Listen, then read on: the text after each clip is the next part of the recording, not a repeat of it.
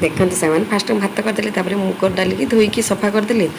सिझा pressure सिझा छाड़ी एपटे शाग भी बाहर कर सफा कर रखी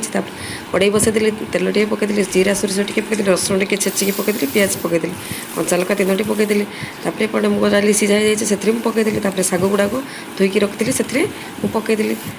एपटे मु बोईतालु काटिक छोट छोट काटिक रखी से पकईदेली स्वाद अनुसार लुण टी पकईदेली 5-10 मिनट घोड़े एपट सेपट करदेला होगला आमर बोईतालु शाग मुग डाल खरड़ा होगला